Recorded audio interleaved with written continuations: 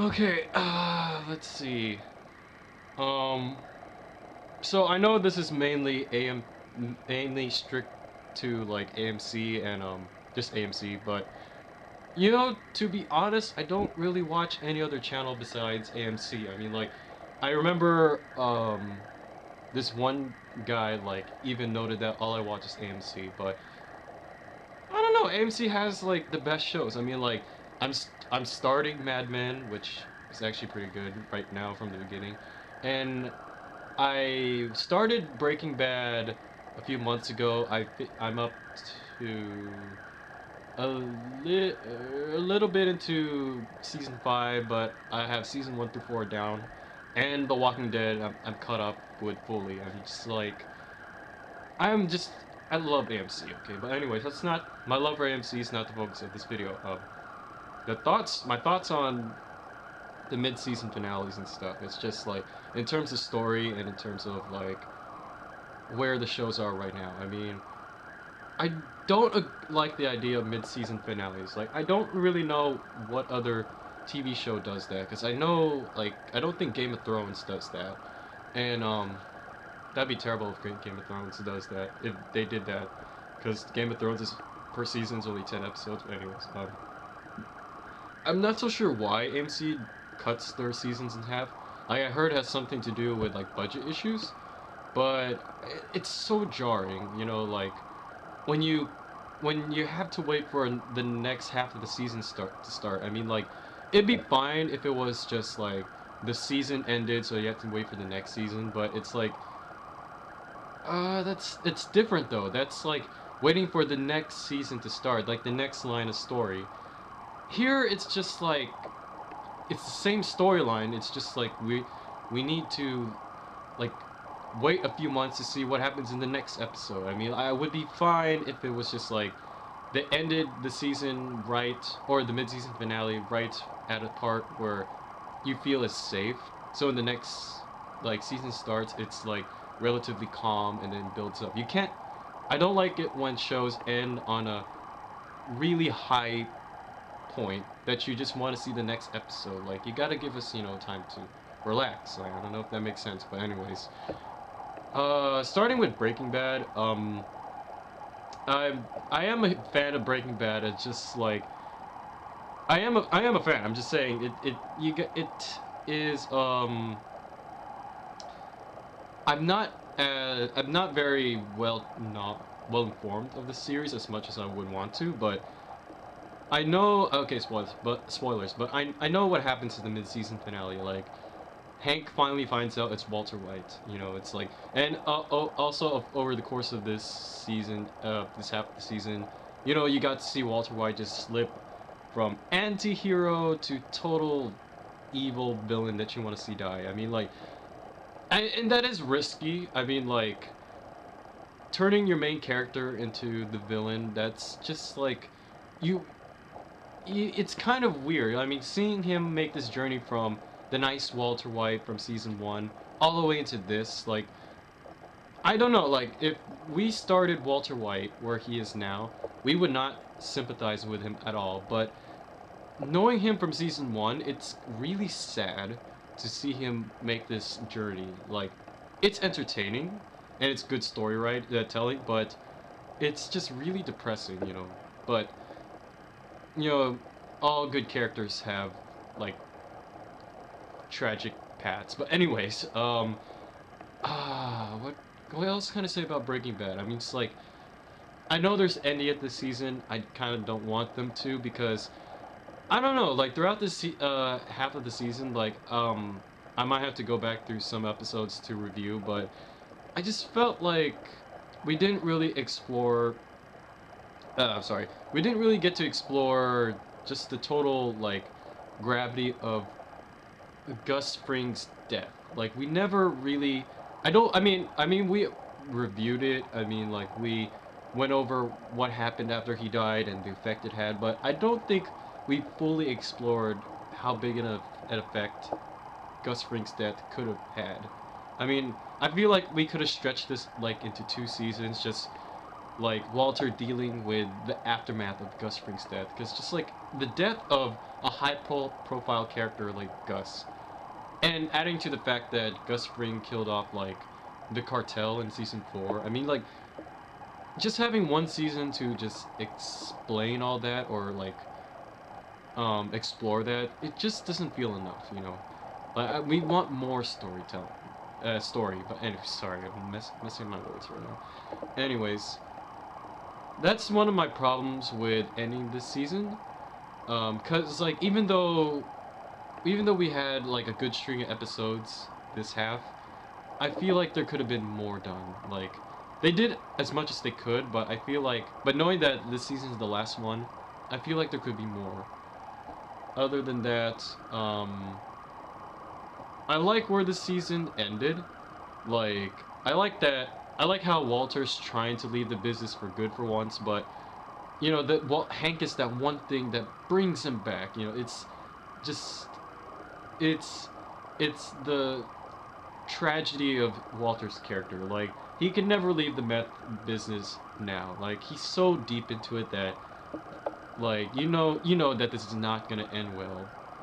And like, um, I honestly don't have anything else to add to what I'm saying. Like it leaves. I mean, it's on a high note, which I hate, but it leaves it it leads the season into a very good direction. Like, you want to see how the showdown's gonna end, you know, and you want to see how Jesse fits into all this. And by the way, my prediction is I'm pretty sure Walter is gonna die, but I feel like it's either gonna be the hands of Jesse, or it's gonna be on accident with like the ricin cigarette.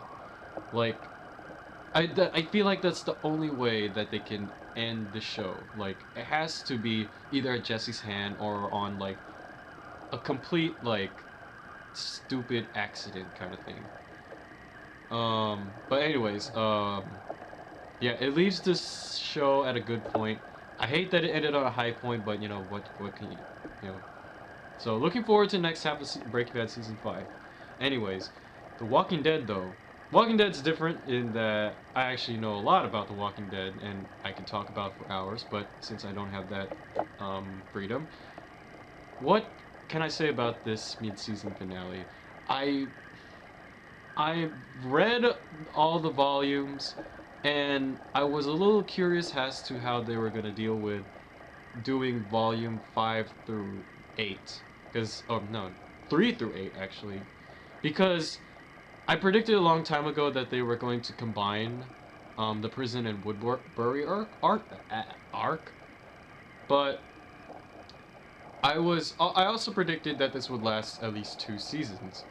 Because, you know, it's a very long arc. But at this rate, I feel like they're gonna do like both arcs and they're gonna finish at the end of this season. Like, it's going really, really fast, but at the same time, I feel like they needed to go this fast if they want to catch up to the comics, because you know they're very behind. So, notes. I like the space though. Actually, I like that we're going really, really fast because compared to the last 2 seasons. I mean, they spent season 1 only on volume 1 and season 2 only on volume 2, and it wasn't even volume 2. It was like one half of volume 2 because they only mentioned Wiltshire states like in like one part. But anyways, uh this half of the season was very intense, was better than season 2 by miles, and also it leaves the show in a good point. I mean, like, I hate that it ended on a high point also, but I feel like they ended it on a perfect point too, you know. So thoughts. I like I'm not so sure, actually I'm not so sure what to think of Michonne. I love her in the comics, but the TV show, I know that they're trying to portray her as like, you know, the the warrior who never smiles, like how she is in the comics. And they did that very well. I mean, she even looks like Michonne in the comics, but I just like, I'm not saying she should smile more because she shouldn't. I'm saying that she needs to show more different sides of her. I mean, like, it doesn't even have to be a big change. I mean, just like some small nuances of like Michonne, not Michonne the warrior, but Michonne the person. Like, you don't have to smile or laugh to remind us that you're human. Like, you can show her, I don't know, reminisce on like her past or something, or show like interest in like a hobby or an item besides the katana. Like, I don't know, just like sides of her that isn't a warrior and isn't like stone face, like something different, you know. But other than that, they did Michonne pretty well. The governor, on the other hand, they went a totally different approach, and I mean, like, the governor in the comics was completely psychopathic. Like, was just he loved causing pain, and I feel like he knew that he was bad. He was that kind of evil. He's bad, and he knows it. It's just it was ridiculous, but everyone hated the governor in the comics, which was good because he's the villain. And in the TV show, I feel like some people could like him, while others can still hate him. Like, and I'm a little mixed on that, but I like how they portrayed the governor here. I really do. Like, in some ways, I think he's superior to the governor in the comics, and I know what some people are thinking, like, the comics are always better than TV show, blah blah blah, and they are better than TV show. But the governor in the comics is superior to the comics governor in a way, in that he's evil, but you understand him a little bit more on why he's evil. I mean, in the comics, if you had never read the novel in your life, you would kind of question why this man is the way he is. I mean, like, you see him care for his people and care for Penny, but you never understand why he was like this sadistic evil man. Whereas in the TV show, they give more of a reason. Like, in the TV show, it shows that he wants to care for his people, like he does, and he cares for his daughter. But they also show a side of him that they also I'm sorry, they show why this love led to evil. Like, he wants to care for his people. He wants to keep people safe from like the dead and strangers. So he does these horrible things to like to keep them safe. But also, it also shows you that he has like a god complex kind of thing, where like he it kind of hints at this because like he kills the National Guardsman in one episode, and you're not so sure why he does that, but you can sort of like see it in how David Morrissey portrays the role, that he wants to keep people safe by committing these actions. Like, it's really hard to explain, but you see more depth to this character. Like, you see beyond the pain that he causes, and you see why he causes it, kind of thing. It's one of those things that is really difficult to explain. Just like the nuances in his performances in each episode. That's what I'm trying to get at. But so yeah, I really like how the governor was portrayed here. Other than that, I don't really have that much else to comment on. I mean, like, those are the two biggest things I wanted to comment on for this mid-season. Like, Michonne and the governor. Everyone else was just like, saw it coming kind of thing. Like, I kind of saw the Rick Grimes thing happening. Like, I didn't expect Lori to die, but I expected Rick to take this path, kind of thing. And I expected everyone else's character arcs, not really interested in talking about that much. Even Merle, I wasn't. I mean, like, he was coming back, but he's not. I mean, when he was on the show, like, I didn't really care for this character that much. I mean, like, his role's pretty big. It's just, I just don't really like, it just doesn't really his character doesn't interest me, kind of thing. I also have the same problem with Daryl, but you know what? You know what? He's the face of the show. I mean, Rick should be, but he's the most popular character on the show. I honestly just don't care about Daryl that much. Like, they portray him as a badass with a soft, like, background, but soft personality. Sorry, but I'm just not interested. You know, like, he hasn't been that interesting this season at all. I mean, season two, you really got to see Daryl's like, you really got to see him develop as a character. But in this season, I just don't. I mean, Merle too. Like, Merle has not moved from where he was in season one. Like, you saw him show love for Daryl, and that was about it. And Daryl, you saw him like do stuff, but nothing too major.